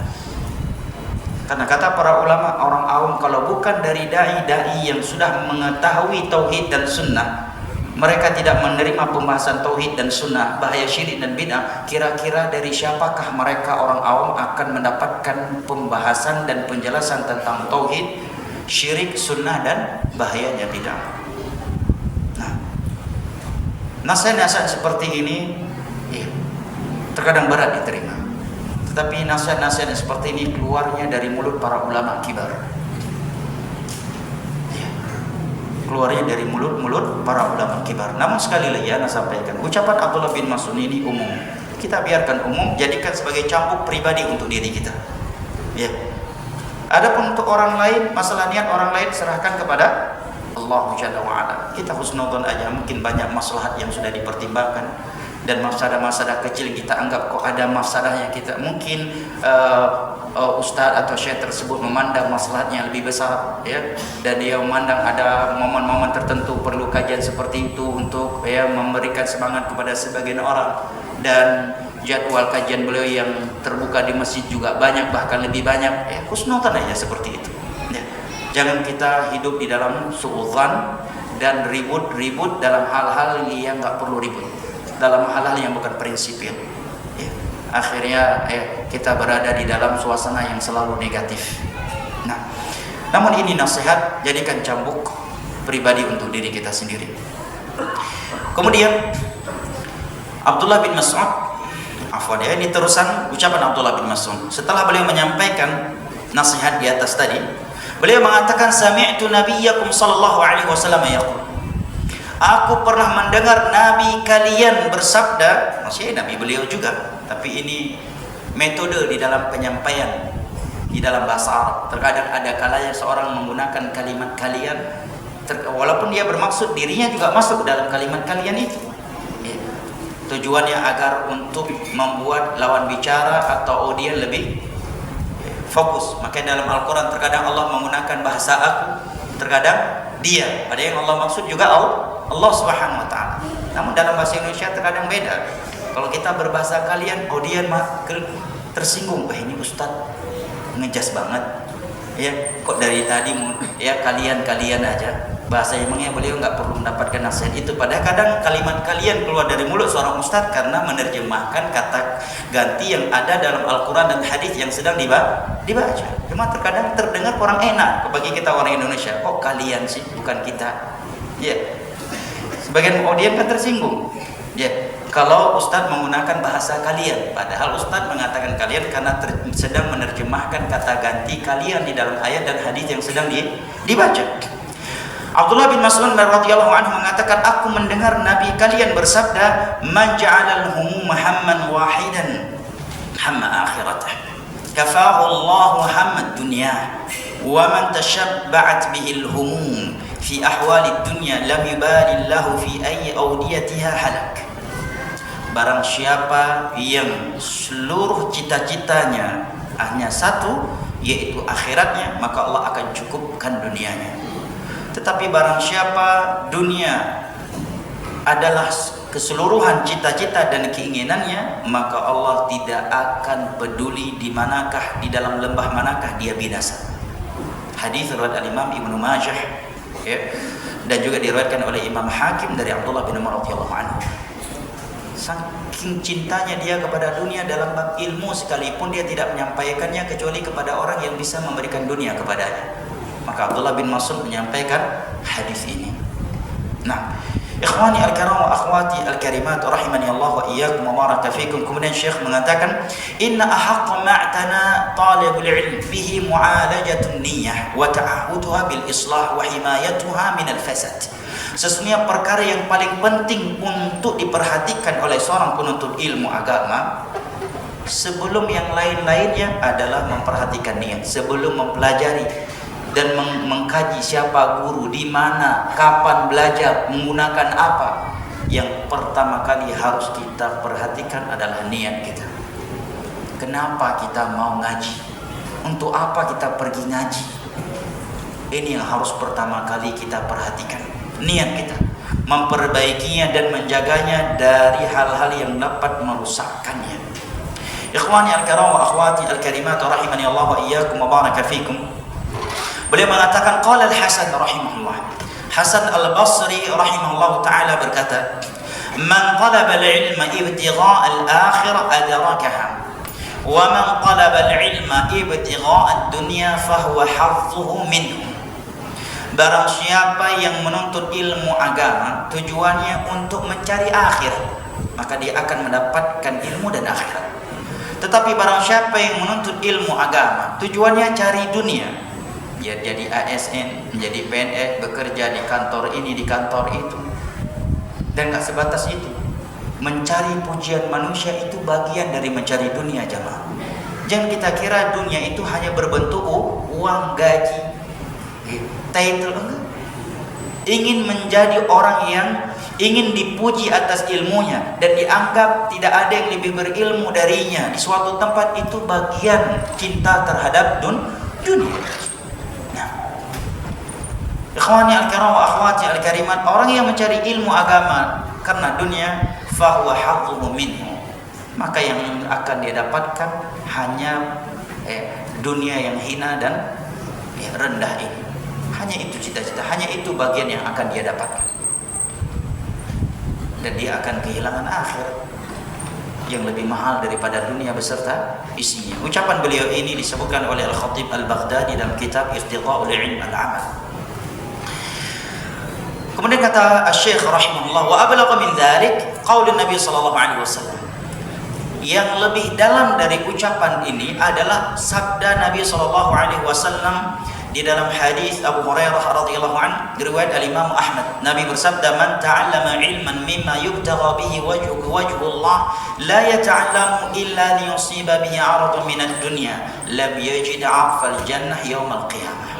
Barang siapa yang mempelajari ilmu agama, semestinya ilmu agama itu dia tuntut dengan tujuan mencari ridha Allah, mendapatkan wajah Allah. Ini malah dia tidak mempelajarinya kecuali untuk mendapatkan nilai-nilai dunia, title, pujian, sanjungan, ya, pekerjaan. Itu tujuan dia menuntut ilmu agama, maka dia tidak akan mencium bau surga di hari kiamat. Na'udzubillah min dzalik. Nasallallahu alaihi wasallam. Ya. Oleh karena ya para ulama kita semangat menuntut ilmu agama, baik belajar secara formal maupun yang non formal. Maka ulama kita yang doktor, profesor, maka tetap semangat mulazamah. Belajar kepada guru-guru dari satu majelis ke majelis yang lainnya seperti halaqah-halaqah yang ada di Masjid Nabawi. Tapi sebagian orang hari ini kalau belajarnya bukan formal, tidak menjanjikan ijazah, nggak mau nuntut ilmu agama. Sehingga kalau dia belum mendapatkan berita kelulusan untuk masuk suatu kampus, ya udah diam aja, dia tidak menuntut ilmu agama. Seperti sebagian orang kalau sudah daftar ke UIM atau ke Ummul Qura atau ke yang lainnya dan keluar keputusan dia tidak lulus, patah semangatnya. Padahal di Indonesia dia bisa belajar, ya kan? Dia bisa belajar kepada guru-guru yang ada di Indonesia. Toh tujuan kita masuk kampus UI, Ummul Qura adalah untuk menuntut ilmu kan. Cuma kita cari kampus dapat iqamah, kita nggak perlu bayar visa, nggak perlu nyewa tempat tinggal, kebutuhan kita ditanggung oleh negara. Oleh karena para ulama, para doktor yang mengajar UI sekalipun selalu menghasung para mahasiswa untuk banyak-banyak ke Masjid Nabawi, duduk di halaqah ilmu agama para ulama kibar. Ini yang harus kita sampaikan kepada anak-anak kita hari ini yang mereka tidak punya semangat menuntut ilmu kecuali yang menjanjikan ijazah. Padahal terkadang ada ulama tidak punya ijazah tetapi lahir di tangannya orang-orang yang membawa ijazah. Syekh Albani S1 pun nggak punya, bukan doktor, tetapi di tangan beliau lahir para profesor hadis. Syekh bin Baz bukan doktor, tetapi dari tangan beliau lahir para profesor, para rektor dan para doktor. Di Indonesia Al-Ustadz, Al-Walid, Al-Syekh, Al-Alim yang Syekh Sulaiman Rahili mengatakan, Ana menganggap beliau mujahid dengan ilmunya di dalam memerangi syirik dan bid'ah. Al-Ustadz Yazid rahimahullah gak punya title, tapi lihat keberkahan ilmunya. Hampir tidak ada ustadz di Indonesia yang berbicara tauhid dan sunnah dan bukan murid beliau. Hampir gak ada. Keberkahan ilmu, lihat tulisan beliau, baik tulisan beliau maupun terjemahan beliau. Bulughul Maram, tafsir Ibnu Katsir, beliau terjemah. Keberkahan ilmu yang luar biasa. Hampir tidak ada ustadz yang mengajak kepada tauhid dan sunnah hari ini dan bukan murid beliau. Hampir tidak ada. Artinya hanya sedikit. Keberkahan ilmu. Gak punya title. LC beliau bukan, S2 bukan, S3 bukan, tapi tulisannya lihat. Baik tulisan beliau sendiri maupun terjemahan terhadap buku-buku ulama. Dan berapa ribu ustadz, doktor lahir dari tangan beliau. Sehingga ketika beliau meninggal jamaah, kerajaan Saudi Arabia secara resmi melalui atas ikut turun dengan mobil resmi kerajaan ikut menghadiri sholat jenazah beliau. Ulama di Saudi berbicara hari wafat beliau. Bahkan beberapa dekan menulis tulisan 11 lembaran kebaikan Al-Ustadz Yazid pada mereka di sana, bukan murid Ustadz Yazid.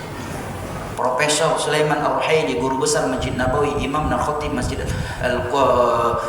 Quba, langsung mengatakan telah wafat hari ini Al-Syekh Al-Alim Al-Mujahid. Gak punya title, tetapi sampai hari ini semenjak ana menuntut ilmu agama sampai hari ini masih sebagai penuntut ilmu agama, ana belum mendapatkan di Indonesia ada seorang ustadz yang lebih istiqomah atau istiqomahnya sama seperti beliau di dalam berbicara tentang bahaya syirik dan bid'ah. Dari awal dakwah sampai akhir hayatnya, beliau tidak pernah patah semangat mengingatkan kaum muslimin dari bahaya syirik dan bahaya bid'ah, meskipun berbagai tuduhan caci makian diutarakan kepada beliau. Sampai wafatnya tidak berhenti berbicara tentang bahaya syirik dan bahaya bid'ah. Dan keberkahan ilmu seorang syekh, seorang ustadz, lihat aja dari sisi semangat tidaknya dia berbicara tentang bahaya syirik dan bid'ah.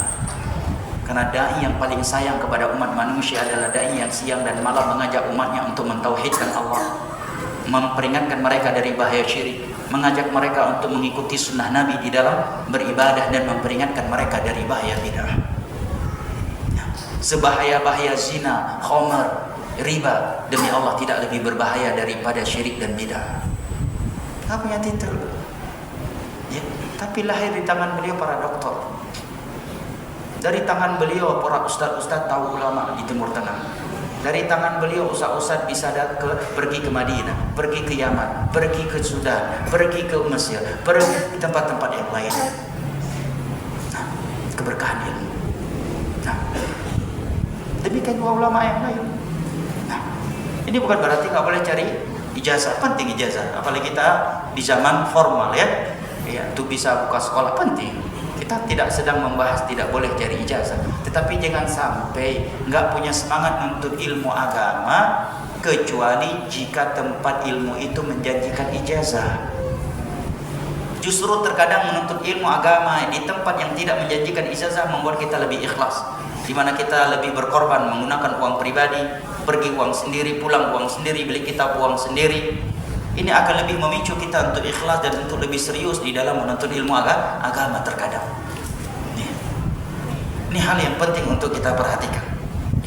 Dan kepada orang-orang tua yang punya anak-anak muda yang semangat menuntut ilmu agama, semangatkan. Ingin ke Madinah, ingin ke Mekah, semangatkan. Tapi jangan sampai mereka tidak semangat menuntut ilmu agama begitu ya di website UIM disebutkan Anda marfu, kamu tidak diterima. Akhirnya patah semangat, nggak menuntut ilmu agama. Jangan, kita menuntut ilmu agama karena Allah, bukan untuk dipanggil LC ya. Lulusan Cilengsi LC ya. Nah, untuk dipanggil doktor, untuk menjadi, jangan. Itu wasilah, itu sekedar wasilah. Niatkan untuk mencari ijazah agar bisa buka sekolah, biar dakwah semakin meluas. Bahkan di beberapa negara nggak boleh jadi khotib kalau nggak punya ijazah. Iya, ya. Nggak boleh berceramah kecuali punya ijazah. Memang penting, namun diingatkan oleh para ulama jangan sampai karena dunia tujuan utama kita. Ikhwani al-kiram wa akhwati al-karimat rahimani Allah wa iyyakum wa baraka fikum. Ini ancaman dari Nabi. Orang yang mempelajari ilmu agama tujuannya dunia tidak akan mencium bau syurga. Jadi bukan main-main ya. Ini masalah serius. Untuk apa kita dapat dunia tetapi kehilangan syurga? Untuk apa kita mendapatkan dunia beserta isinya kalau kita harus kehilangan akhirat kita, harus kehilangan syurga. Jamaah yang dimuliakan Allah, beliau juga menyebutkan beberapa ucapan ulama lain dan cerita bahwa ada sebagian ulama dahulu khataba imra'ah, meminang seorang wanita. Zata mansib, ini wanita memiliki kedudukan wa jamal dan memiliki kecantikan. Datang orang ini meminangnya, fa'abad li faqrih wa qillati hasabih. Wanita ini menolak lamarannya karena kefakirannya dan tidak punya kedudukan. Dan di zaman dahulu ulama itu memiliki kedudukan yang luar biasa di hati kaum muslimin. Orang ini datang meminang seorang wanita yang cantik dan punya kedudukan. Dia pun ditolak karena nggak punya kekayaan, kemiskinan dan tidak punya kedudukan. Fafaqara bi ayil amrayn yanalaha. Maka dia pun mulai berpikir, manakah yang harus lebih dia utamakan dari dua perkara ini, kekayaan atau kedudukan? Nah, mal, harta, al-hasan atau kedudukan. Fakhtar al-hasan. Dia pun memutuskan untuk mencari kedudukan supaya bisa meminang wanita ini. Wa talaba lahu al-ilm. Dia pun mulai menuntut ilmu agama. Di zaman dulu itu orang menuntut ilmu, punya hafal Al-Quran, hafal hadis, ahli fikih, itu mulia banget. Hari ini kan enggak. Yang mendapatkan apresiasi pemuliaan itu kalau dia membawa nama negara kepada olimpiade bola, olimpiade matematika dan sebagainya, ya kan? Yang membawa nama negara sebagai hafiz cilik, hafiz Al-Quran, enggak peduli orang. Ya, anak-anak kecil hafiz Al-Quran, hafiz hadis, nggak peduli orang. Begitu ada anak kecil pandai menyanyi, pandai menari, berjoget-joget, nah itu baru diapresiasi oleh kumuan orang hari ini. Berbeda dengan zaman dahulu. Kedudukan para ulama di hati kaum muslimin yang awam sekalipun itu luar biasa. Maka orang ini pun mulai nuntut ilmu agama, tujuannya apa? Biar mulia, dan wanita ini mau menerima lamarannya. Hatta asbaha dha makanah, sehingga dia menjadi ulama yang tersohor, terkenal di masa itu. Faba'athat ilaihi al-mar'atu tu'ridu nafsaha, tu'arridu nafsaha.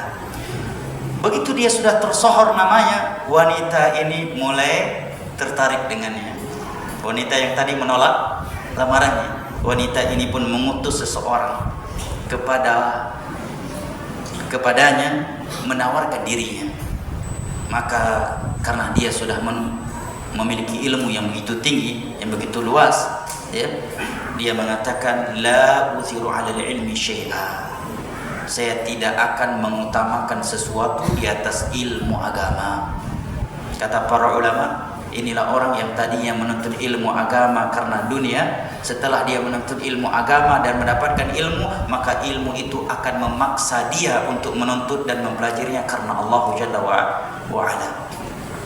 Kalau orang di awal nuntut ilmu nggak ikhlas, tapi dia masih tetap nuntut ilmu, insya Allah di dalam perjalanannya ilmu akan memaksa dia untuk ikhlas karena Allah Jalla wa'ala. Nah, ikhwani al-kiram wa akhwati al-karimat rahimani Allah wa iyyakum wa baraka fikum. Yang kedua adalah tarkul amal.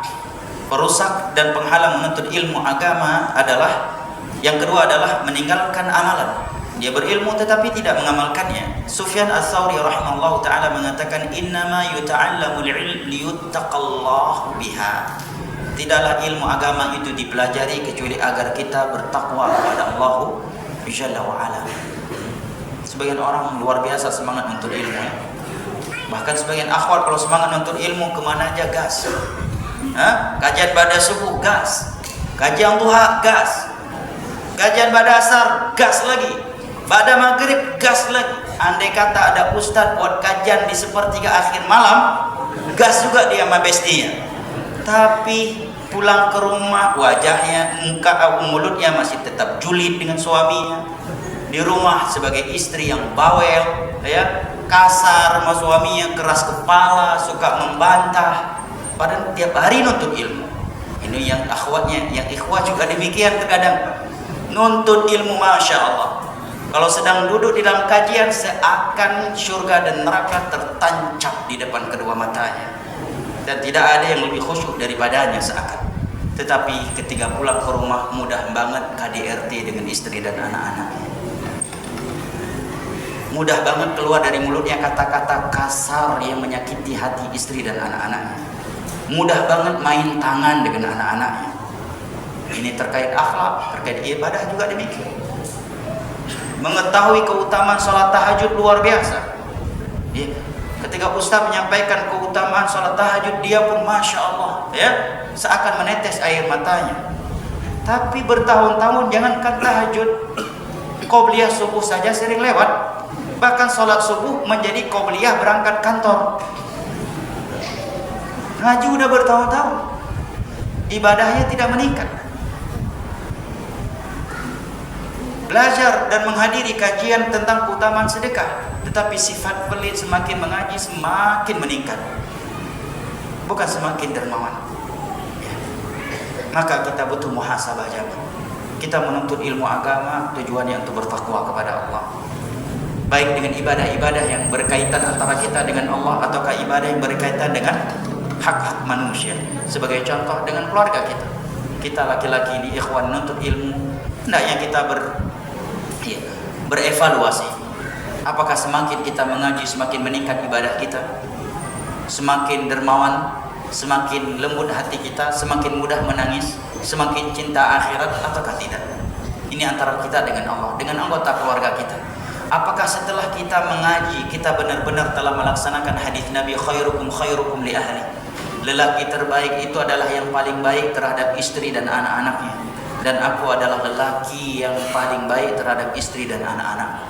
Apakah semakin sering dan semakin lama kita mengaji, kita semakin mencintai istri kita, semakin berlemah lembut kepada istri dan anak-anak kita, semakin setia dengan mereka, semakin jarang meninggalin mereka? Atau justru semakin ngaji, semakin sering ninggalin istri dan anak-anak?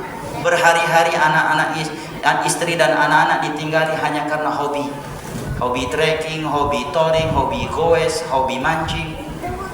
Berhari-hari dia tinggalkan istri dan anak-anaknya hanya untuk hobi semata. Nggak ada bedanya dengan sebelum ngaji. Cuma kalau sebelum ngaji, ya komunitasnya yang berbeda. ya, bersama kawan-kawan yang mungkin ya banyak maksiatnya ketika melakukan hobi tersebut. Sekarang berubah lingkungannya, tapi masih tetap aja dengan kebiasaan sebelumnya, suka ninggalin istri dan anak-anak hanya karena hobi. Saya tidak mengatakan tidak boleh, suka, terkadang berlebihan sampai mengeluarkan uang juta-jutaan dan terbang ke luar negeri atau ninggalin keluarga berhari-hari hanya untuk suatu hobi. Aisyah mengatakan Nabi kalau sudah di rumah tidak keluar kecuali karena waktu salat. Dan kalau sedang di rumah kana fi mihnati ahli, beliau mengerjakan pekerjaan istri-istrinya. Apa pekerjaan istrinya? Mencuci, memasak, bersih-bersih. Nabi enggak malu untuk melakukannya. Padahal beliau orang nomor 1 di dunia dan di akhirat, panglima tertinggi. Terkadang beliau menyambut tali sendal yang sudah putus. Terkadang beliau menjahit baju yang sudah robek, yang sudah koyak. Terkadang beliau bermain-main dengan anak cucunya. Aisyah radhiyallahu anha mengatakan dalam Bukhari dan Muslim, kana Rasulullah sallallahu alaihi wasallam yattaqimu fi hijri fayaqra'ul Qur'an. Dahulu Nabi sallallahu alaihi wasallam seringkali tidur-tiduran mesra di dalam pangkuanku sembari membaca Al-Qur'an meskipun aku sedang haid. Kapan terakhir kali antum tidur-tiduran di dalam pangkuan istri sambil merayu dan menggombalinya? Sering Ustaz, dulu sebelum nikah. Musibah ini. Kok justru sebelum nikah? Allah musta'an. Setelah nikah dong. Ya. Lah Ustaz, kita udah tua Ustaz, udah aki-aki. Nabi juga udah aki-aki. Nabi udah tua, udah punya cucu. Ya, seorang nabi, seorang rasul, imam salat 5 waktu, menteri agama, panglima perang, bisa seperti itu. Ini yang hendaknya kita evaluasi jemaah. Apakah semakin kita mengaji, semakin banyak amalan kita yang berkaitan dengan Allah Subhanahu wa taala maupun amalan-amalan kita yang berkaitan dengan manusia dan terkhusus anggota keluarga kita. Baik, karena waktu yang telah habis kita cukupkan sampai di sini, lebih dan kurangnya mohon maaf. Ada pertanyaan? Baik, saya bacakan 2 pertanyaan yang ada di sini ya.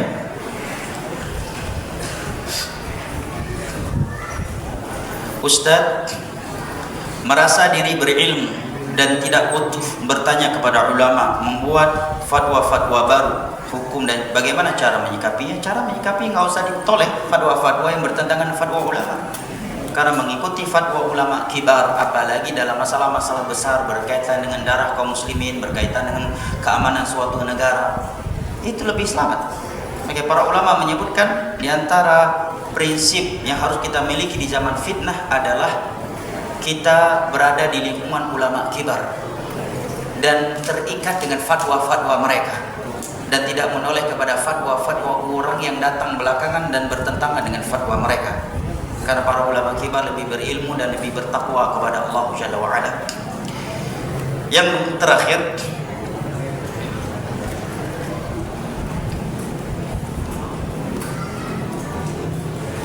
apa yang dimaksud dengan larangan menukar ayat-ayat Allah dengan keuntungan duniawi, ya? Wala tashdaru bi ayatillahi huzwa, ya?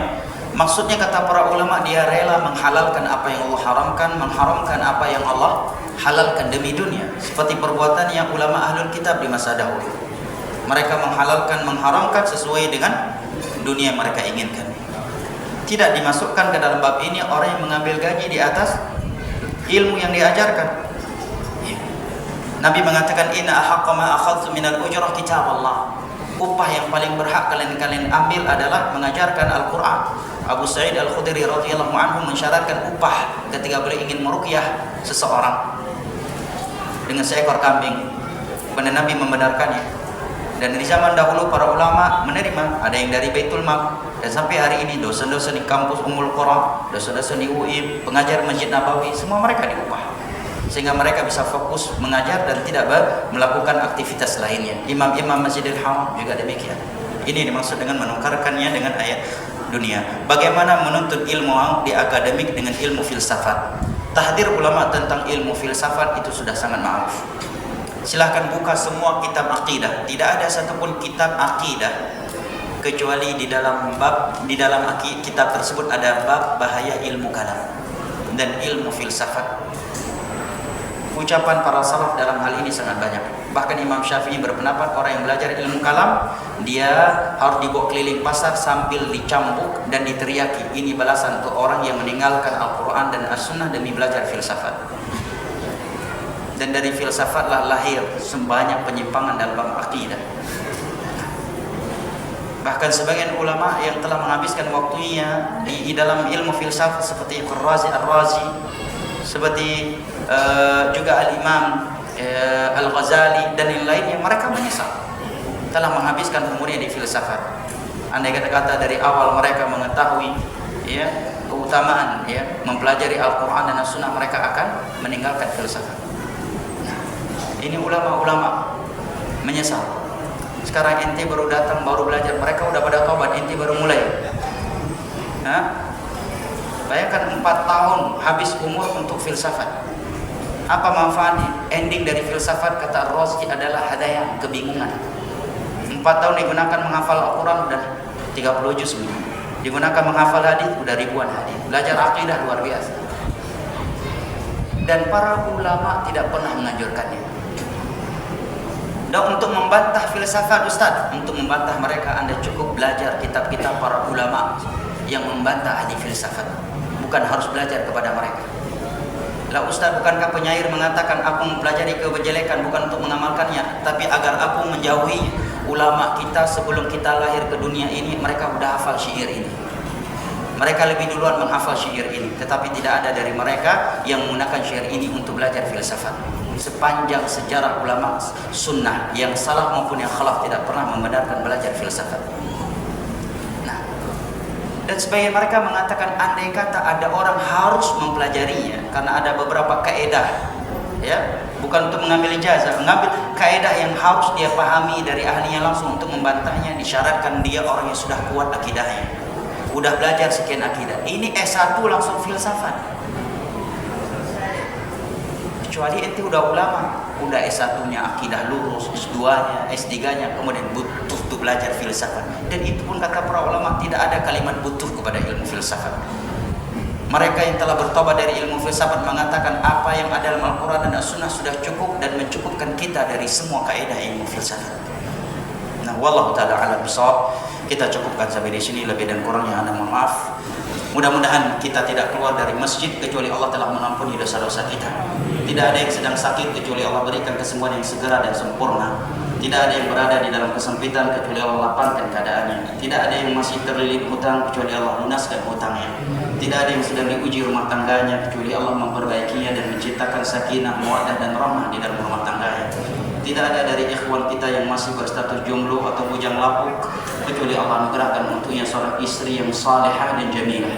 Dan tidak ada dari akhwat kita yang masih berstatus single atau single senior kecuali Allah anugerahkan untuknya seorang suami yang saleh, yang tampan, yang kaya dan ideal.